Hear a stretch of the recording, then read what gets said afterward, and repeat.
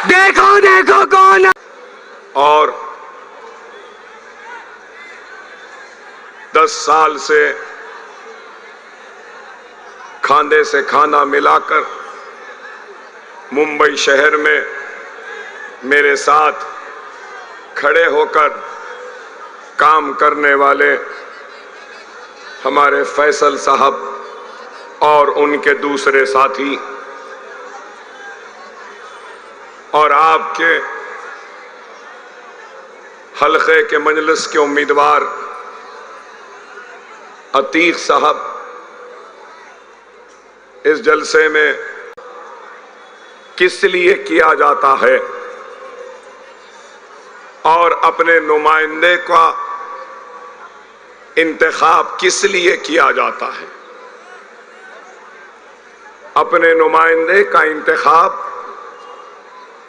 अपने मसाइल को पेश कर कर उसको हल करने के लिए नुमाइंदे को मुंतखब किया जाता है।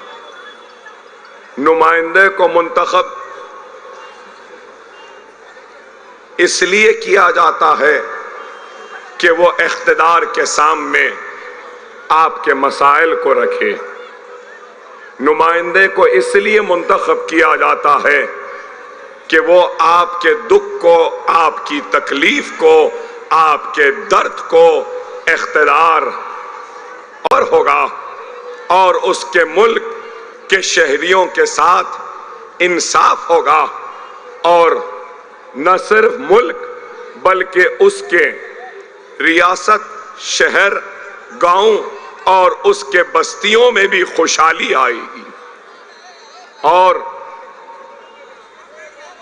हमने जवाहरलाल नेहरू से लेकर आज के वजीर आजम तक यही उम्मीद, यही तवक्को के साथ वोट दिया कि खुशहाली आएगी, तरक्की आएगी, नौजवानों को पढ़ने के मौके मिलेंगे, महंगाई कम होगी, खेल कूद के लिए मैदान होंगे, बीमारी में इलाज के लिए दवाखाने होंगे, डिग्रियों के कॉलेजेस होंगे और डिग्रियों के बाद रोजी मिलेगी और मुल्क तरक्की करेगा और गरीब भी इस मुल्क के तरक्की में अपनी तरक्की को भी देखेगा। लेकिन अफसोस कि आज इस मुल्क में हिंदू हैं, मुसलमान हैं, सिख हैं, बुद्ध मत के मानने वाले हैं, जैन हैं, ईसाई है, हर कोई है। इस मुल्क में मैं ये भी कहूं तो गलत ना होगा कि इस मुल्क में भगवान अल्लाह गॉड को नहीं मानने वाले भी हैं। ये मुल्क सबका है और इस मुल्क की खुशहाली, इस मुल्क की तरक्की, इस मुल्क की ताकत उस वक्त ही पूरी होगी जब इस मुल्क के हर शहरी को इस बात का एहसास न हो कि हम भी इस तरक्की के हिस्सेदार हैं, हम भी इस खुशहाली के हिस्सेदार हैं, हम भी इसकी ताकत के हिस्सेदार हैं। अगर कोई ये सोच रहा है कि हम इस मुल्क को तरक्की देंगे सिर्फ हिंदुओं को लेकर, या अगर कोई ये सोच रहा है कि हम इस मुल्क को ताकतवर बनाएंगे सिर्फ मुसलमान को लेकर या सिर्फ सिख को लेकर, ईसाई को लेकर, नहीं मेरे भाई, सिर्फ एक को लेकर ये मुल्क ताकतवर, ये मुल्क कामयाब, ये मुल्क खुशहाल, ये मुल्क तरक्की याफ्ता, ये मुल्क मजबूत नहीं हो सकता।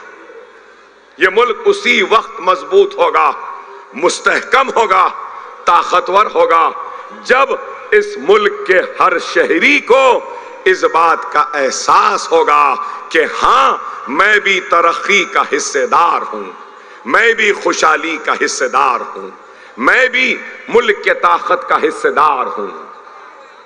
इस बात का एहसास हर एक को होना। लेकिन आज जब हम हमारे सियासी कायदीन के तकारीर को देखते हैं और उनके काम को देखते हैं, कारकर्दगी को देखते हैं, तो हमको यही दिखाई देता है कि हर कोई मखसूस अपने तबके के लिए काम कर रहा है। इस मुल्क का सबसे बड़ा अलमिया है कि आज इस मुल्क को मजहब के नाम पर नफरतों की दीवारों कर खड़े कर कर हिंदू, मुस्लिम, सिख, ईसाई, दलित, बैकवर्ड क्लास, मराठा समाज या दूसरे समाजों के नाम पर बांटा जा रहा है। और अगर मैं आज आपके दरमियान में खड़ा हूं तो मैं हिंदुस्तान को मुस्तहकम करने के लिए, हिंदुस्तान को मजबूत करने के लिए, हिंदुस्तान को ताकतवर बनाने के लिए खड़ा हूं। और मैं कोई नफरत की दीवार खड़े करने के लिए नहीं खड़ा। अगर मैं हिंदुस्तान को मजबूत, मुस्तहकम, वो कामयाब बनाने के इरादे से खड़ा हूं तो उसके साथ साथ मैं हिंदुस्तान की सबसे बड़ी अक़लियत मुसलमान के साथ होने वाली नाइंसाफियों का भी जिक्र करने के लिए खड़ा हूं।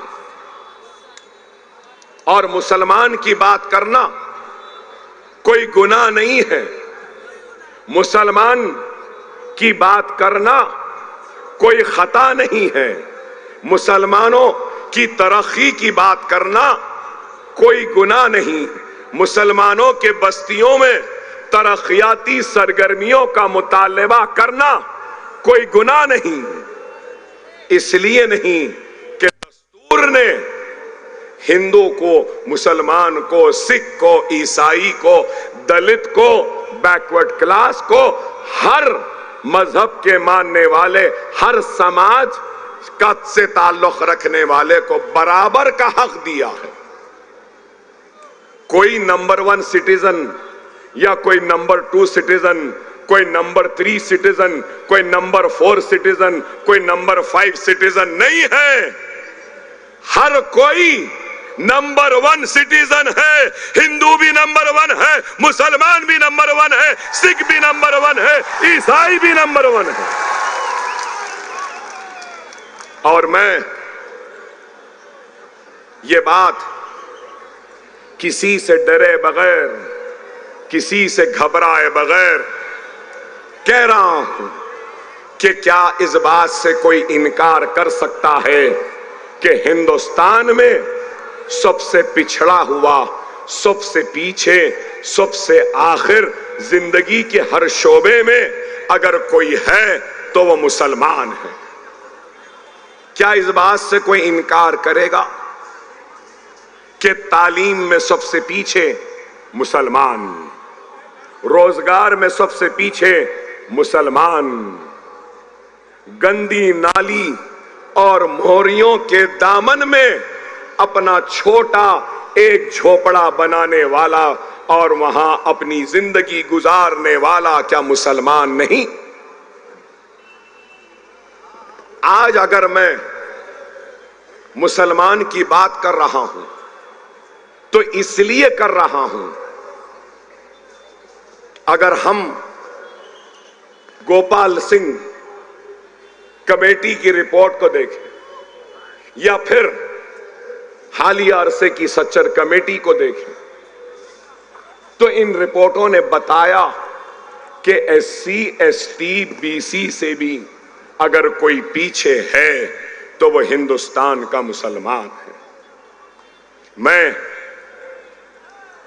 6 मरतबा इलेक्शन जीत चुका हूं, 6 मरतबा, 6 टाइम का MLA हूं। और मैं जब भी इलेक्शन जीतता हूं, जीतने के बाद असेंबली में मुझे कसम दिलाई जाती है मैं दस्तूर के नाम पे हलफ लेता हूं, कसम खाता हूं कि मैं दस्तूर की हिफाजत करूंगा और मेरी कसम मुझसे कहती है कि मैं बहैसियत एक एमएलए, मेरा सबसे पहली अगर कोई जिम्मेदारी है तो वो जिम्मेदारी ये है कि जो पिछड़ा हुआ है, जो कमजोर है, जो पीछे है, उसको आगे बढ़ाकर लेकर आऊं। आज लोग कहते हैं कि अकबर ओवैसी मुसलमान की बात कर रहा है। नहीं, मैं हिंदुस्तान की बात कर रहा हूं, भारत की बात कर रहा हूं, इंडिया की बात कर रहा हूं, मैं हिंदुस्तानी की बात कर रहा हूं, मैं भारतीय की बात कर रहा हूं, मैं इंडियन की बात कर रहा हूं, जो इंडियन मुसलमान भी है। गलत है क्या? आज अफसोस के साथ कहना पड़ता है कि हम सबसे पीछे हैं, पिछड़े हुए हैं, आखिर है। अगर किसी को एतराज है तो मैं ये बात अलल ऐलान कह रहा हूं, जिस दिन हिंदुस्तान का मुसलमान आगे आ जाएगा, तालीम के मैदान में, रोजगार के मैदान में, खुशहाली के मैदान में, उसके बस्तियां तरक्की हो जाएंगी। और उसके बाद में अगर कोई पिछड़ जाएगा, कोई पीछे रह जाएगा, तो उस वक्त अकबरुद्दीन ओवैसी वो पिछड़ेपन में, वो पीछे रहने वाला अगर कोई ब्राह्मण भी होगा तो अकबरुद्दीन ओवैसी उसका हाथ थामेगा और उसको आगे लाने की कोशिश करेगा।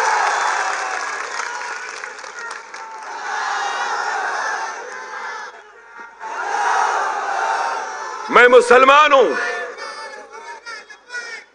मैं मुसलमान हूं, मैं मुसलमान हूं और ला इलाहा इल्लल्लाह मुहम्मद रसूलुल्लाह कलमा पढ़ता हूं। मैं मोहम्मद मुस्तफा सल्लल्लाहु अलैहि वसल्लम का उम्मती हूं और मुसलमान होने पर मुझे फख्र है, मुसलमान होने पर मुझे फख्र है, तो हिंदुस्तानी होने पर मुझे नाज है।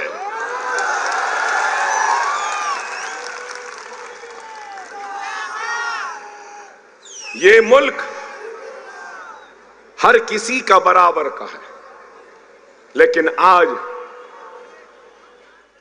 अगर हम देखते हैं, हिंदू हो, मुसलमान हो, सिख हो, ईसाई हो, सबका एक मसला है।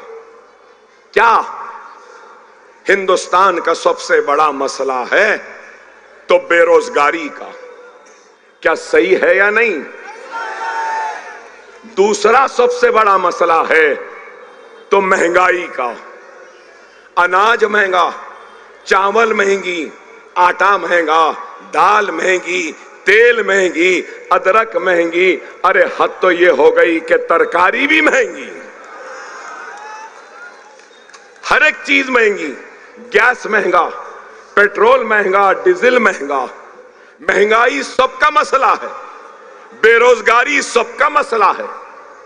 हिंदुस्तान की इकोनॉमी, मईशत कमजोर, ये हमारी मईशत को मुस्तहकम करना है।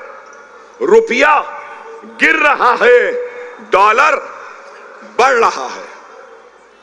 आपको याद होगा, यहां मीडिया के भाई हैं, इनको भी याद होगा, 10 साल पहले नरेंद्र मोदी ने एक मजाक किया था, तंज किया था और कहा था, मिस्टर मनमोहन सिंह, आपकी उम्र के बराबर डॉलर हो रहा है। याद होगा आप? जिस वक्त नरेंद्र मोदी वजीर आजम बने, उस वक्त डॉलर कितना था? एक डॉलर 59 रुपीस 44 पैसा था। कितना? 10 साल पहले 59 रुपीस 44 पैसा। और आज नरेंद्र मोदी के उम्र से भी ज्यादा हो गया।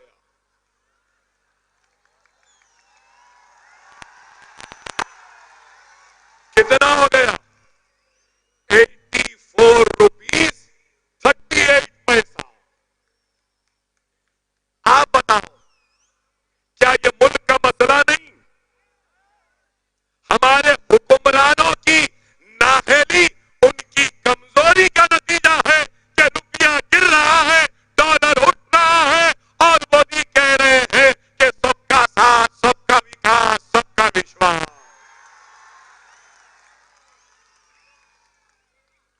अरे आप बताओ, अरे तुम हिंदुस्तानियों को छोड़ दो, पहले हिंदुस्तान के रुपये को विश्वास दिला दो, वही काम, वो भी नहीं दिला सकते। आप बताओ, क्या मेरी बात? घर लोगों को घर देना है, ये मसला है। कई गांवों में पानी नहीं है, पानी देना ये मसला है। और मैं कहना चाहता हूं, 10 साल नरेंद्र मोदी के हुकूमत में 1,12,000, कितने? 1,12,000 किसानों ने खुदकशी की है। क्या ये खुदकशी करने वाला किसान क्या हिंदुस्तानी नहीं? इनको इनकी फिक्र नहीं। आज क्या इन्होंने वादा नहीं किया? 2 करोड़ नौकरियां कितनी हो गई? आपको सुन के हैरत होगी कि 5 करोड़ से ज्यादा नौजवानों ने अपना रजिस्ट्रेशन करवाया है और कहा है कि मैं ग्रेजुएट हूं और मेरे पास नौकरी नहीं। फिर भी मिस्टर मोदी कहते हैं कि हां, हम काम कर रहे हैं, मोदी सरकार। अरे मैं पूछना चाहता हूं और एक बात, 10 साल में 16 लाख, 10 साल में 16 लाख बड़े बड़े पैसे वाले हिंदुस्तानियों ने अपनी हिंदुस्तानी की शहरियत को छोड़ दिया और दूसरे ममालिक की शहरियत को ले लिया। यही वजीर आजम ने कहा, ना खाऊंगा ना खाने दूंगा। बोले ना, एक तरफ 1,12,000 किसान मर रहा है, खुदकशी कर रहा है, कर्ज में डूबा हुआ है और उसकी फसल तबाह होती है, तो हिंदुस्तान के वजीर आजम के पास इस खुदकशी करने वाले किसान को पैसा देने के लिए पैसा नहीं है। लेकिन 28 सुनो, 28 बड़े बड़े बिजनेसमैन, मेहुल चौकसी, विजय माल्या और कई ऐसे बड़े बड़े बिजनेसमैन बैंक में घुस रहा है, हमारे चेक पॉइंट्स पर आ रहा है। क्या कर रहे हैं? फिर बातें बड़ी बड़ी। चलो वुमेन सिक्योरिटी की बात करते हैं। यहां बैठी है मेरी मां और मेरी बहनें। ये मेरा डेटा नहीं है, एनसीआरबी का है, एनसीआरबी का डेटा है। वुमेन इन सिक्योरिटी, हर साल हिंदुस्तान में 30,000 औरतों का रेप होता है। 30,000 हर रोज 82 रेप। और ये रेप रिपोर्टेड हैं, अनरिपोर्टेड कितने रेप्स होते हैं नहीं मालूम। अगर देख लिया जाए तो हर 15 मिनट में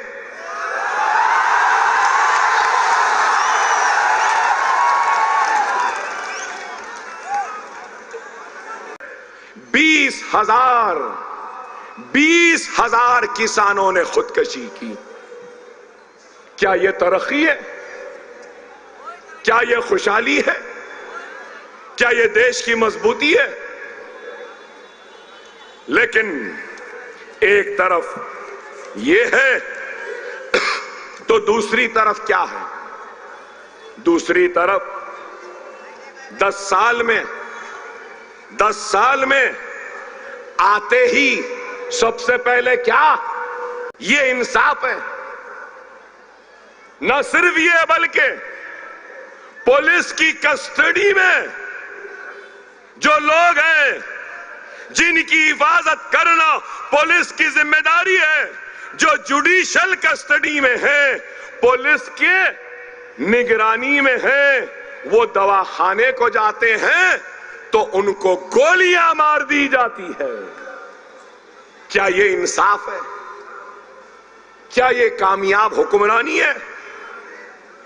मैं पूछना चाहता हूं,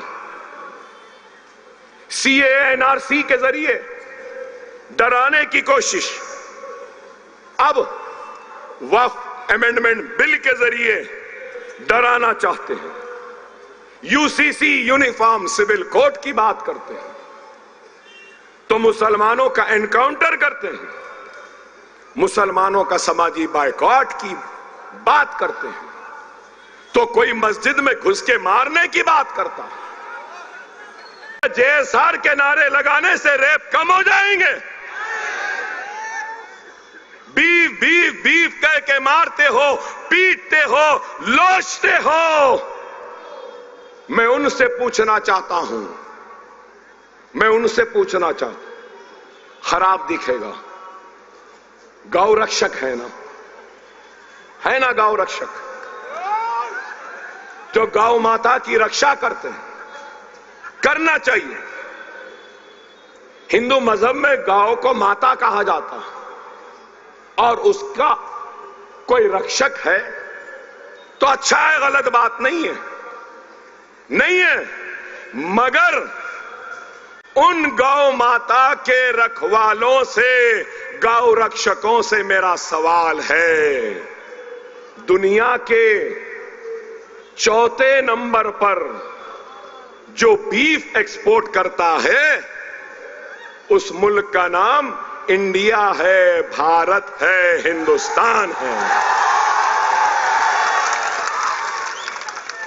भाई सालाना 25,000 करोड़ का बीफ इंडिया से एक्सपोर्ट होता है। गौ रक्षकों, गौ माता के रखवालों, मेरा तुमसे सवाल है, बीफ एक्सपोर्टर से इलेक्टोरल बॉन्ड, मतलब बीजेपी, मोदी, योगी, अमित शाह ने इलेक्टोरल बॉन्ड में बीफ एक्सपोर्टर से करीब 500 करोड़ का चंदा लिया। गौ रक्षकों, मेरे प्यारे गौ रक्षकों, मेरे बहादुर गौ रक्षकों, बीफ है कह के मारे, बीफ है कह के तुम टोपी को गिरा दिए, बीफ है कह के दाढ़ी काटे, बीफ है कह के झाड़ को बांधकर पीट दिए। अब मैं आपसे पूछना चाहता हूं, बीफ एक्सपोर्टर से बीजेपी, मोदी, योगी, शाह ये जो पैसे लिए, अब इनके साथ आप क्या करने वाले हैं? कुछ करने वाले हैं या नहीं? सिर्फ गौ माता के नाम पे सिर्फ हमको मारेंगे, हमको पीटेंगे। अरे आपकी जिम्मेदारी है कि ये एक्सपोर्ट को रोकें। आपकी जिम्मेदारी है कि इन एक्सपोर्टर से चंदा लेने वालों के खिलाफ आप उठ जाएं और मैं उम्मीद करता हूं अगर गौ माता के सही रखवाले हैं, रक्षक हैं, तो ये लोग आएंगे, मेरे साथ खड़े हो जाएंगे और मोदी से और अमित शाह से, बीजेपी से लड़ेंगे। लड़िए। क्या मेरी बात गलत है? अरे यही है मेरे भाई। अब हम ये बात करते हैं तो हम भड़काऊ भाईजान हो जाते हैं। देश की खुशहाली की बात करना भड़काऊ है? देश की तरक्की की बात करना क्या भड़काऊ है? देश के किसानों की बात करना क्या भड़काऊ है? देश की मां और बहन के रेप की बात करना, उसको रोकने का मुतालबा करना क्या भड़काऊ है? देश में पानी नहीं है, पानी दो कहना क्या भड़काऊ है? देश में नौकरियां नहीं है, नौकरियां दो कह रहा हूं क्या भड़काऊ है? क्या महंगाई देश की कम करो कहना भड़काऊ है? अरे किसी में हिम्मत नहीं है बोलने की, डरते हैं कल के चाय वाले से लोग, मगर हम नहीं डरते। अरे अगर आज ये गरीब, ये अतीक सर अगर ख्वाब देख रहा है एमएलए बनने का, तो कोई गुनाह नहीं है, इसलिए कि हमारी जमहूरियत की ताकत है कि बंडी पे चाय बेचने वाला आज का वजीर आजम है। जब चाय बेचते बेचते विजारत उज़्मा के कुर्सी पर कोई जा सकता है, तो पढ़ाते पढ़ाते ये भी असेंबली में जा सकता है। ये हमारी जमहूरियत की ताकत है।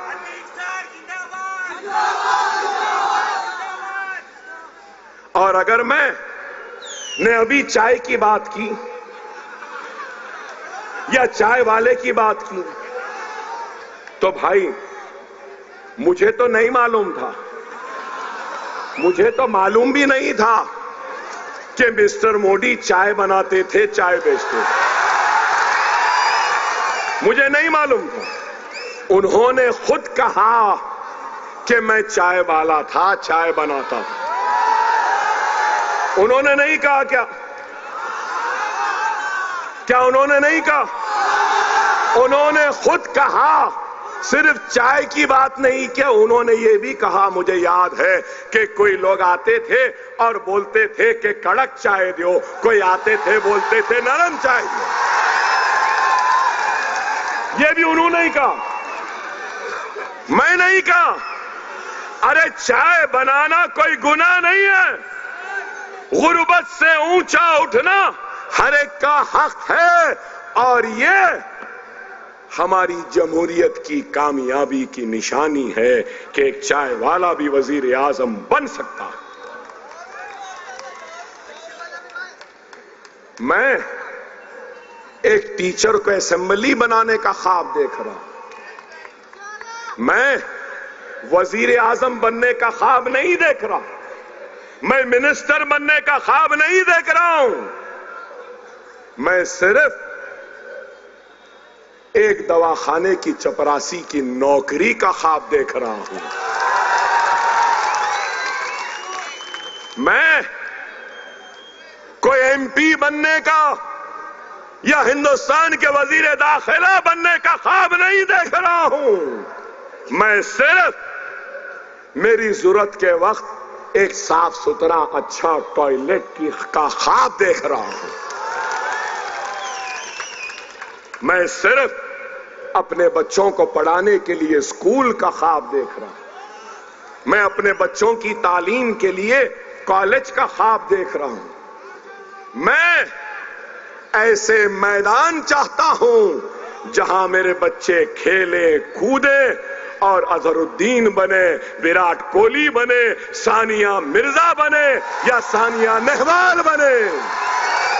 मैं ये ख्वाब देख रहा हूं कि अकबर ओवैसी यहां क्या कर रहा, क्यों आया।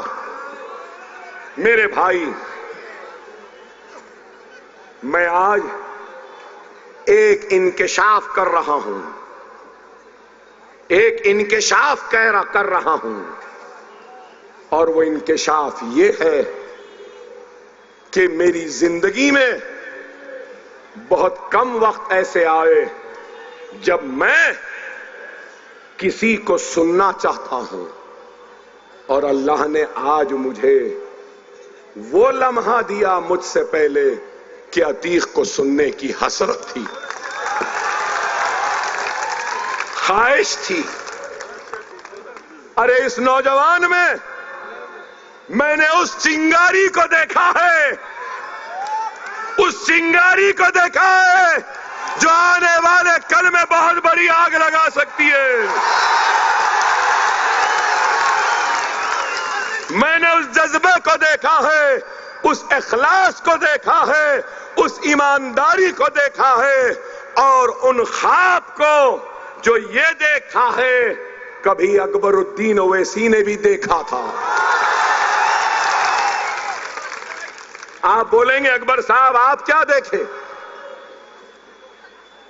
मैं आज गोवंडी की आवाम से वोट जरूर मांगूंगा, मगर किसी की बुराई, किसी की नाकामी या किसी को बुरा बोलकर वोट नहीं मांगूंगा, नहीं मांगूंगा। मगर ये बात जरूर कहूंगा, एक 15 साल के एमएलए हैं, शायद एक 25 साल के, 25 साल के। मैं 6 मरतबा इलेक्शन जीता। चलो थोड़ी देर मेरे बारे में भी सुन लो। मैं भी मजलिस के कभी स्टेज पे जलसों पे नहीं बैठता था। मैं भी मजलिस का एक वर्कर था और वहीं पर बैठता था जहां पे आप हैं। अल्लाह का शुक्र, अल्लाह ने वहां से यहां पहुंचाया। और मैं 1999 में पहला इलेक्शन लड़ा, फर्स्ट।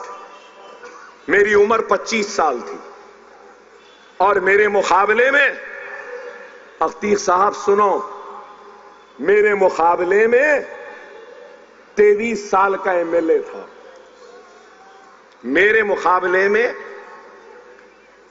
ऐसा एमएलए था जो 23 साल से मुसलसल जीत रहा था। मैं 25 साल का। तो लोग मुझे बोले, अरे तुम पैदा भी नहीं हुए थे जब से ये एमएलए है, तुम क्या हराओगे? आपको मैं बताना चाहता हूं, उस वक्त इंतखाब में जब मैं आया तो मेरा नारा क्या था मालूम आपको? मैंने आवाम से कहा, अगर एमएलए बन जाऊंगा तो मासूम उंगलियों के बीच में कलम थमाऊंगा और नन्हे मुन्ने खानों पे बस्ता थमाऊंगा, स्कूल बनाऊंगा, तालीम दूंगा गरीब को। मैंने वादा किया कि अगर एमएलए बन जाऊंगा तो 200 यतीम बच्चियों की शादियां करवाऊंगा। आज आपकी जो गोवंडी है ना, गोवंडी जैसी ही दिखाई देती थी जहां से मैं इलेक्शन लड़ा। गधे लौटते थे, खच्चर लौटते थे, बद जानवर लौटते थे, और वहां पे खुली मोरियां, गंदगी थी। अल्हम्दुलिल्लाह पहला स्कूल बनाया तो कैसे बनाया मालूम? 25 बरस का मेरे पास भी पैसा नहीं था, तो एमएलए की जो हर महीने की तनख्वाह आती थी ना, 5 साल की तनख्वाह को जमा कर कर एक स्कूल बनाया।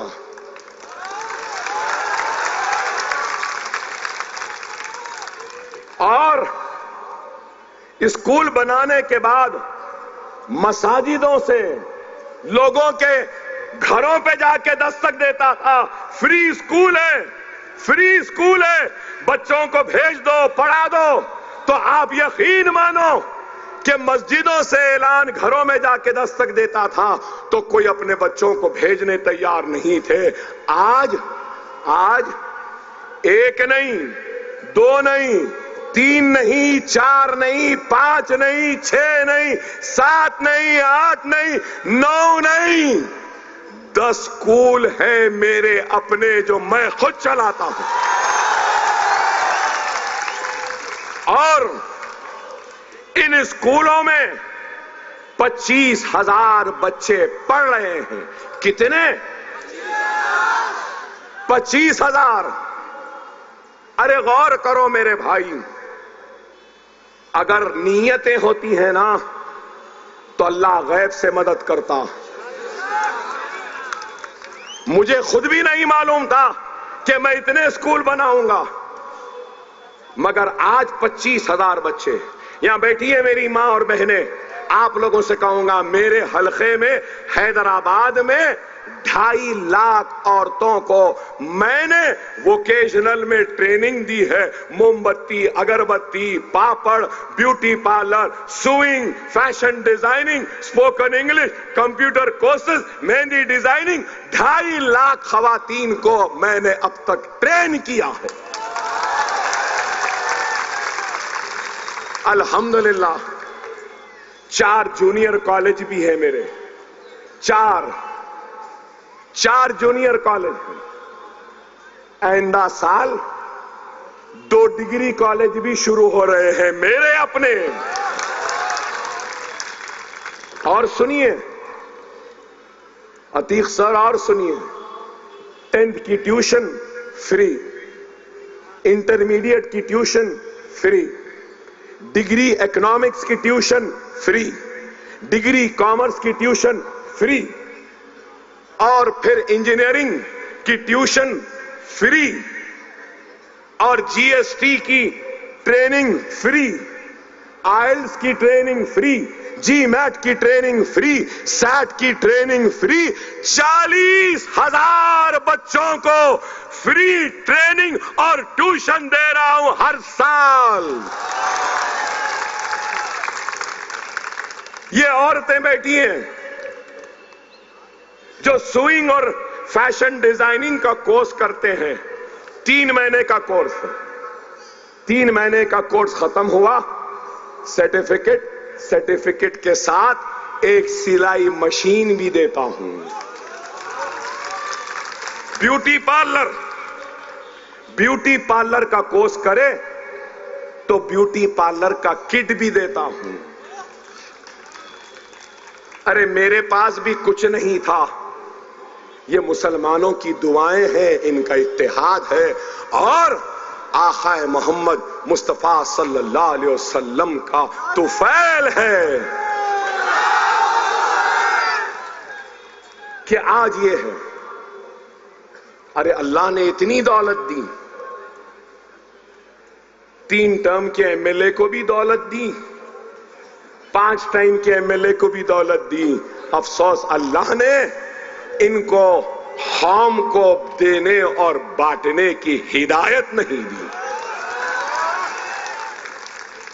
अतीक, अगर तुम अपने जज्बे को जिंदा रखोगे, इस चिंगारी को बुझने नहीं दोगे, तो महाराष्ट्र की हुकूमत स्कूल बनाए या ना बनाए, तुम्हारे दवाखाने के लिए मदद करे या न करे, अकबरुद्दीन ओवैसी गोवंडी की आवाम से वादा करता है, मैं अपने तौर से करूंगा, मैं अपने तौर से करूंगा। दवाखाने में स्टाफ नहीं, इक्विपमेंट नहीं, आप होने के बाद करेंगे।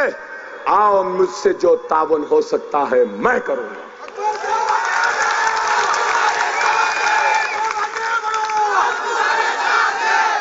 दस स्कूल हैदराबाद में बने, इंशाअल्लाह अतीक जीत जाएगा तो अकबर ओवैसी का 11वां स्कूल गोवंडी में बनेगा।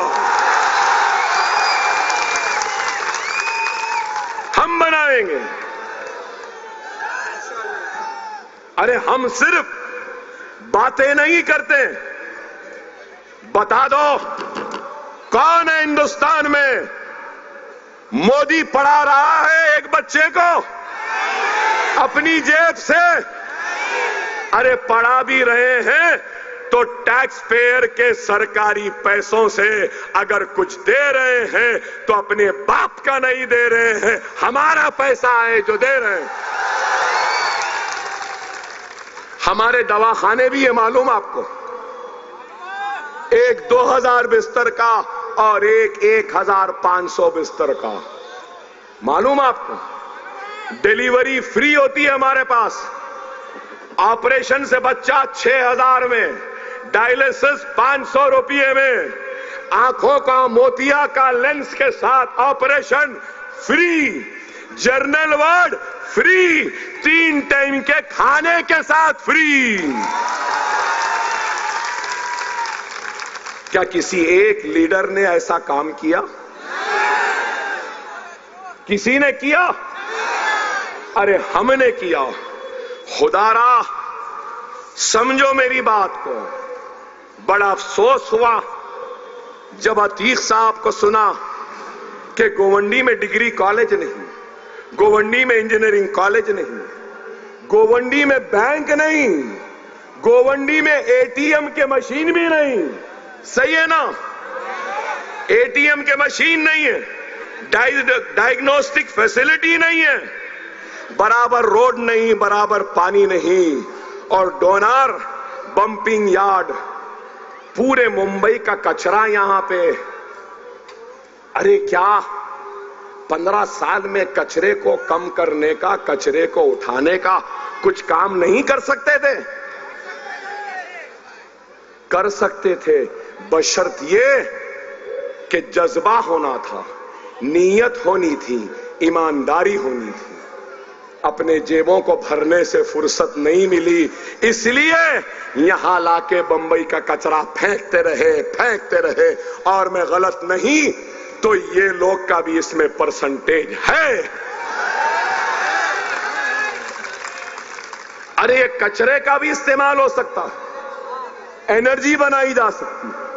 और आपको शायद नहीं मालूम, ये कचरे से किसानों की खाद भी बनती है, किसानों का मिनरल भी बनता है। इस्तेमाल कर सकते, लेकिन नहीं, इनको सिर्फ अपने जेबों को भरने की जरूरत है। देखिए, मैंने इतना काम किया ना, मैं हर मर्तबा क्या सोचता हूं मालूम आपको? किस फिक्र में रहता हूं मालूम? कि इतना काम किया, अब 50 बरस का हूं, मैं बीमार हूं, मुझे 3 गोलियां मारी गई थी, 70 मर्तबा चाकुओं से मारा गया, कुड़ाड़ी से, तलवार से ये हाथ तो मेरा खुलता ही नहीं है, अंतड़ियां नहीं, गुर्दे खराब। मेरी एक ही फिक्र रहती है कि मैं जिंदगी में इतना तो कर दिया, मेरे मरने के बाद मेरे इस काम का क्या होगा? ये मेरी फिक्र है। मगर मैं गोवंडी वालों से कह रहा हूं, मैं किसी को बुरा नहीं कहूंगा। हर किसी ने कुछ किया होगा, कुछ अच्छा किया होगा, कुछ बुरा किया होगा, या नहीं किया होगा या किया होगा, मुझसे बेहतर आप जानते हैं। लेकिन एक 70 बरस की उम्र में है तो एक 70 बरस के करीब में है। अब आप बोलो, खबरस्तान खबर का रास्ता कब आ जाए नहीं मालूम। अच्छा कर लिए ना 70 बरस तक, अब इबादत करो, अल्लाह अल्लाह करो, तौबा तौबा करो, माफी मांगो, नौजवानों के हाथों में दे दो, नौजवान इस गोवंडी को आगे ले जाएगा।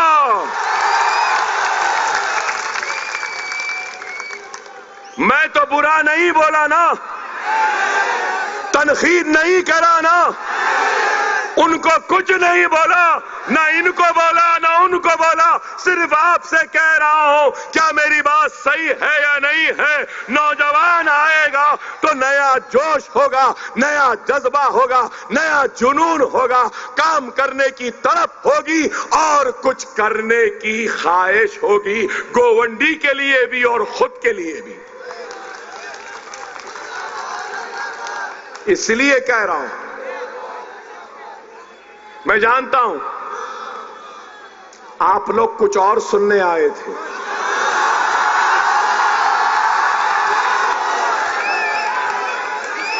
मगर उस कुछ और से ये अच्छी थी या नहीं बताओ। अरे मेरे भाई, फर फर फर फर फर फर तकरीर करना आसान है, उसका जादू तो अकबरुद्दीन ओवैसी को आता है। अपने अल्फाज के जादू में बहाकर ले जाना भी आता है, लेकिन मैं सिर्फ तकरीर नहीं करता हूं, मैं अमली तौर पे भी काम करता हूं और उस काम को आप तक पहुंचाना चाहता हूं। वो काम जो हमने हैदराबाद में शुरू किया, उस काम को हिंदुस्तान के कोने कोने में पहुंचाना चाहता हूं। खुदारा वक्त की नजाकत को समझो। हर किसी की आवाज है, हर किसी की आवाज है, हमारी आवाज नहीं। आओ अपनी आवाज लाओ, दियानतदार आवाज को पैदा करो। आज शिवसेना के दो टुकड़े हैं, उद्धव सेना शिंदे सेना। एनसीपी के दो टुकड़े, एनसीपी के दो टुकड़े हैं, शरद पवार अजीत पवार। कांग्रेस है, सबकी आइडियोलॉजी होती है, सही है ना। अमेरिका में इलेक्शन हुआ, रिपब्लिकन डेमोक्रेट्स, सही है ना। और यहां पे बीजेपी हो, आरएसएस हो या फिर उद्धव ठाकरे हो, ये किसकी आइडियोलॉजी को मानते हैं? हिंदुत्व की आइडियोलॉजी, वीर सावरकर की। सही है या गलत? वीर सावरकर की आइडियोलॉजी को मानते हैं ना, और गोलवालकर को मानते हैं ना, सही है ना। अब सवाल इस बात का है कि कांग्रेस किसको मानती है? तो कांग्रेस बोलेगी हम गांधी को मानते हैं। तो सवाल यह है कि गांधी सावरकर से कैसे मिल गया?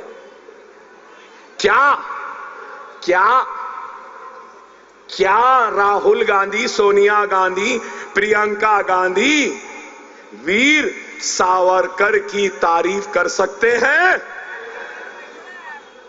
क्या राहुल गांधी, सोनिया गांधी बाल ठाकरे की तारीफ और खसीदा पढ़ सकते हैं?